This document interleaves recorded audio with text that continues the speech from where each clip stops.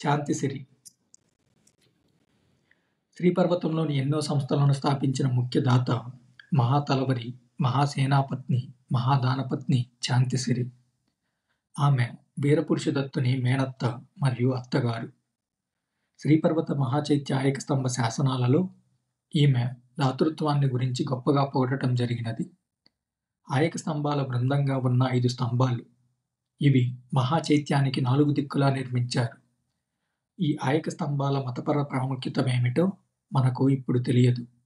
ఒక ఆయక స్తంభ శాసనంలో రాకుమారి దాతృత్వాన్ని గురించి వివరణాత్మకంగా వర్ణించటం జరిగినది. శ్రమణుల, బ్రాహ్మణుల, దుఃఖితుల, పేదల, అనాథుల పట్ల దయతో ఆమె అనుపమాన నిరంతర వేలమిక దానాలు చేసింది. ఆమె మహాదానాల రాణి, అన్ని మంచి గుణాలకు అంకితమైనది. తన ఇరువంశాల భూత, వర్తమాన, భవిష్యత్ సభ్యుల పట్ల ఆమెకెంతో గౌరవం ఉంది.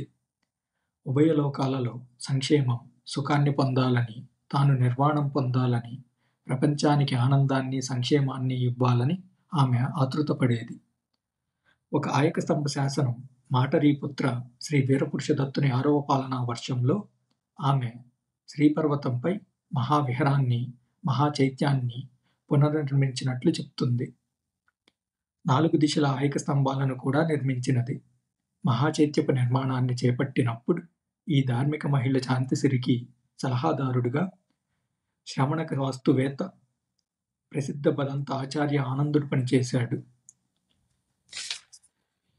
ఆచార్య ఆనందుడు ఐరహంగ లేదా ఆర్యసంఘ ఆచార్యుల శిష్యుడు.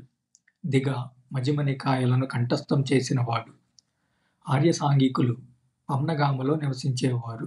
దిగ, మజిమ నికాయలను పంచమాతుక బోధకులు లేదా ప్రచారకులని మరి ఒక శాసనం చెప్తుంది. శ్రీపర్వతం పైన దక్షిణ దిశగా ఉన్న ఆయక స్తంభం పైన ఒక శాసనం ప్రకారం పూగి కుటుంబానికి చెందిన మహాతలవరి శాంతిసిరి నాగ మహావిహార మహాచైత్యాన్ని నిర్మించేటప్పుడు ఒక ఉజ్జయిని మహారాజు కూతురు మహాదేవి రుద్రధర భట్టారిక తన సంక్షేమ, ఆనందం, నిర్మాణం కోసం చైత్య నిర్మాణానికి 170 దినారి మాసకాలిచ్చి ఒక స్తంభాన్ని నిలిపింది. ఈ శాసనముల వలన మనకు తెలిసింది ఏమిటి అంటే, విజయపురిలోని బౌద్ధ చైత్య విహారాలకు రాకుమారి శాంతిసిరి చేతిలో ఎముక లేకుండా దానాలు చేసిందని.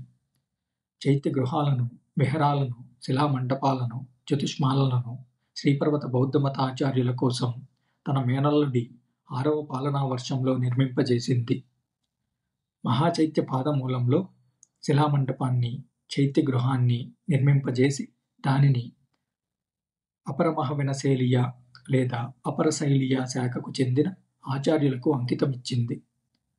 ఆమె ఆ ధార్మిక కార్యాన్ని తన అల్లుడు మాటరీపుత్ర శ్రీ వీరపురుషదత్తుని దీర్ఘాయుష్యును, విజయాన్ని, తను 2 లోకాలలో సంక్షేమాన్ని, ఆనందాన్ని, నిర్వాణాన్ని పొందటానికి ప్రపంచాన్ని చుట్టి ఉన్న వివిధ దేశాలకు చొచ్చుకుపోయిన తాను చెక్కించిన 2 గృహలలో ప్రవేశించే భూత, వర్తమాన, భవిష్యత్ బౌద్ధ భిక్షువుల, ప్రపంచాన్ని త్వజించిన మహనీయుల పట్ల గౌరవ మర్యాదలతో నిర్వహించినది. సర్వం సమకూర్చిన శిలామండపం, దాని చుట్టూత చతుష్మాలను 15వ పాలనా వర్ష ఋతువున అపరమహవినశైలియ మహాభిక్షు సంఘ శ్రమణుల లాభం కోసం నిర్మించటంలోనూ, అలాగే మాటరీపుత్ర శ్రీ వీరపురుషదత్తుని 18వ పాలనా వర్షం శీతాకాలంలో చైత్య గృహాన్ని అంకితం చేయటంలోనూ అన్ని శాసనములలో తన అల్లుడి దీర్ఘాయుష్యు, విజయం జరగాలి అని రాయించటం వలన మహాసేనాపత్ని, మహాతలవరి శాంతిసిరి తన అల్లుడి సంక్షేమం కోసం ఆతృతపడినట్లు కనిపిస్తుంది. శాసనాలలో ప్రస్తావితమైన 2 ధార్మిక హితకార్యాలు అపరమహవినశైలియ శాఖకు చెందిన మహాభిక్షు సంఘ వినియోగం కోసం చేపట్టడం జరిగింది.